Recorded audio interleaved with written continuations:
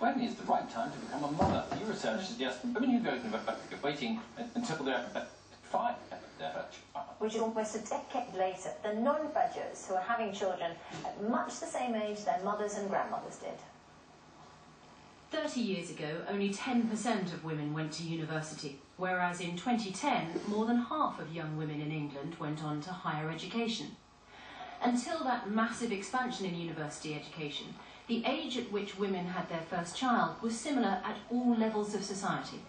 Now, that's all changed.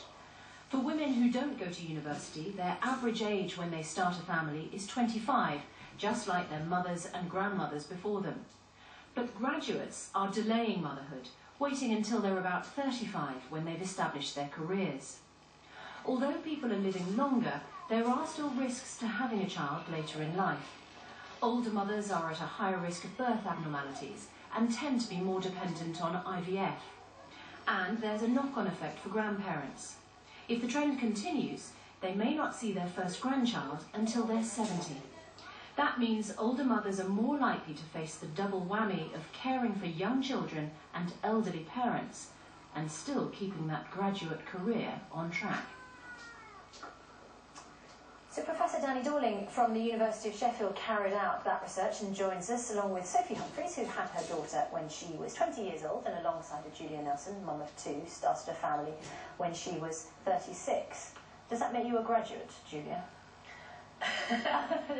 Did you go to university? Yes, I did, yes. Right. I'm a court of protection and family barrister, yes, and I've been doing that for 14 years by the time I became a mother, so, yes. Yeah.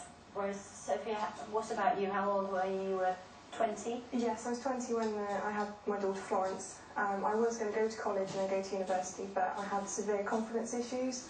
So at the time it wasn't a good idea to go, and I flunked college, so it just seemed the natural path for me to take. So, Danny, it's very interesting. You have this sort of 10-year gap, which has presumably some kind of impact on the sort of society that we are forming. Well, it's changing. This is part of a picture of Britain that we've been producing, and it's for a book called The Population of the UK. And the very first chapter of that book had a series of maps about what age do people tend to give birth for the first time. And the stunning thing was seeing this area of Britain rising where it's becoming normal, more and more normal, to have babies in your 30s or even late 30s. And that part of Britain tends to be concentrated in the southeast and in parts of London. So the country is changing over what it's normal to do in different places. And southeast parts of London because there are more female graduates there? Yes, and because the female graduates move there. So there are female graduates everywhere, but there's an increasing concentration in parts of the southeast and London. And what may be happening is that because you're getting more people of the same social background clustering in particular places, people watch what other people do, and then it becomes more normal to do what they do. And so having children at older ages in parts of the country is now the norm, and in other parts people are still having their children at the same age that their mother had them. So Julia, were you affected by what your mum did, by what people around you were doing, by the fact that you wanted to establish a career first? What were the reasons for having a baby at 36? Or did you actually not, were you not aware of any of those things? Well, my mum had me when she was 20, so that probably didn't affect me. But I think I thought that one day I'd really have this strong urge, and it was only when I held my niece Katie for the first time, when I was 35, held her, which was the closest thing to a baby that I'd seen. I just thought, I've got to do this now. And so I was waiting to get that strong urge, and it only happened when I was 35. And there was lots in the press about women over 35 giving birth and having problems with fertility at that time, 6 years ago. Whereas, Sophie, for you, the choice to start a family came before the decision on a career or not? Yes, it did. Well, it wasn't right for me to be going to college or university. I just wasn't comfortable enough doing so. So for me, it was a bit of a stopgap, if I'm honest. I'd never been maternal, never thought I would be the person to have a child, and it just seemed to happen that way. But I do intend to go back now that I've got her, to go and better myself, as to say, with college and university now. Which is the way that it happens in some other European countries, isn't it? Yes, but there are different patterns in different countries.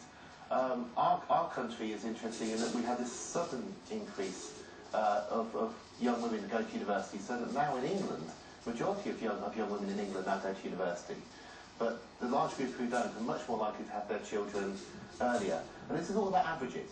Everybody's individual story is different. It's only when you see the maps, or you see the whole population of the UK in a sort of series of maps in a book laid out, you suddenly realise that you're fitting into a pattern which isn't just you. So most of us will have had, our mothers will have had us in their 20s. That was completely normal a generation ago. The Queen had her children early. Everybody had their children at the same kind of time. Nowadays, society is splitting and dividing into two groups, one of which tends to have their children later, one tends to have their children earlier, but we're all individual, and so there's a great deal of variation at the same time. Julia, you say that your mum had you when she was 20, and that didn't have a bearing on when you had your child, but did she go to university? No, she didn't. And So she's very clever as well. And nowadays she would have gone to university. Yes. Hardly any women went to university the generation above me. It really was incredibly Although rare. there were significant, not a massive number who did, but there were a number who did. There were a few And I which wonder if they combined that, whether that meant that they had their children later. No, they tended not to. Look, I mean, only 6% of people went to university when I went, and a tiny proportion of those were women. It's really changed now that in university campuses the majority of students are female.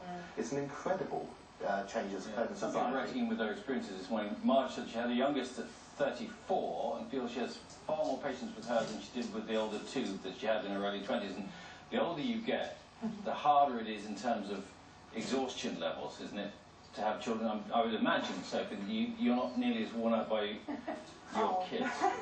No, they can wear you out. I don't think it matters what age you are. Kids are a handful. So it doesn't matter what age you're going to be when you have them, they're still going to test your patience and they're still going to cause trouble every now and then. Julia? I think working in child protection and being a lawyer for that many years probably helped because the exhaustion was there already. I was used to not having much sleep, so... Okay, well, good luck with your kids. Yeah, good luck, and good to talk to you. Thank you very much indeed, Julia and Sophie, and also Professor Penny, thank you very much indeed as well.